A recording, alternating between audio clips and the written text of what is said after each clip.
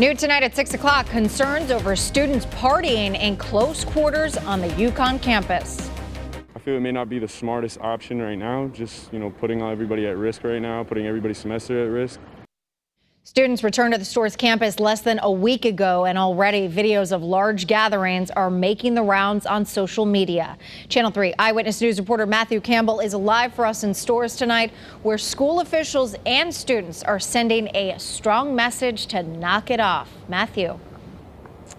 Yes, they are, Aaron. In order for students to attend classes this semester, they need to get tested.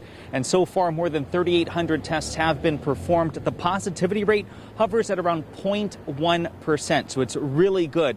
And on top of that, the contact tracing here at UConn is very aggressive. 25 people right now are in quarantine after coming into contact with someone who did test positive. So you can see UConn very much. They're taking this seriously, but we're discovering some students aren't. A pre-semester college party. Most years this would be the norm, but not in the coronavirus era. I have heard of them. I feel if people were to get together, maybe later on once we know who's negative and who's positive. I've heard of them and I've seen posts about them, but I don't think it's a good idea to go, especially under the conditions. This video popped up on Reddit as part of a discussion among UConn students about COVID and partying. For the first time since many can remember, we're actually seeing students party shame their peers. There were, posts floating around on social media that say, stay safe, your party isn't worth another death. And to me, I think that means a lot, especially because of this developing culture that kids are trying to deter other kids away from partying. The reason is because UConn students are just grateful to be here. Freshmen we spoke with all had their senior year of high school abruptly shut down. They don't want that to happen again. I know a couple friends who are coming home now, from UNC. So just being here, it's kind of just like, wow, we're like on that thin little line. So I would hate to see that, go home.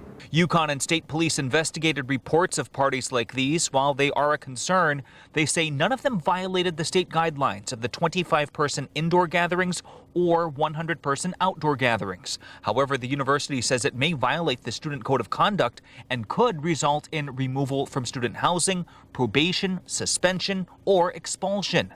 Their peers continue to plead for common sense. It's sad because I get it. I would love to attend some parties. I'd love to get out there, but just doing what's best for the group, the population as a whole, you kind of just got to take a step back. Now, UConn went on to tell us that they're going to be sending a letter to all students as well as off-campus landlords, reminding them to limit these large gatherings. We're also going to see extra state police patrols because they're going to be looking for large parties as well. That's the latest. Live here in stores, Matthew Campbell, Channel 3 News.